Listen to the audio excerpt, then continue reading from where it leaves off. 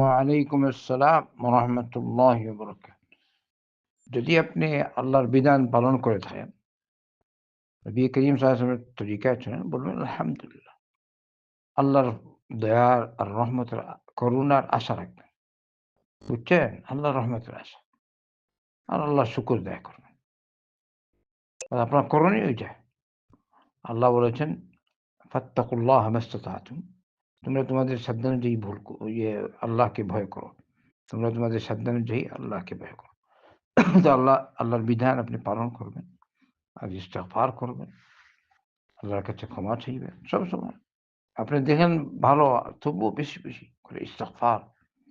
আল্লাহ রাসূল সাল্লাল্লাহু আলাইহি ওয়াসাল্লাম যার আগের পিছনের কোনো গুনাহই নাই সাল্লাল্লাহু আলাইহি ওয়াসাল্লাম। তিনি নিজে কত ইস্তেগফার করতেন, বুঝলেন? তো আপনি আল্লাহর বিধান পালন করুন। আর আল্লাহর কাছে ক্ষমা চান। আর রহমতের আশা রাখেন। আল্লাহ আপনার এই ইবাদত কবুল করবেন। আল্লাহ তার আ মুত্তাকি পরহেজগার বান্দাদের অন্তর্ভুক্ত আল্লাহর কাছে চাইবেন।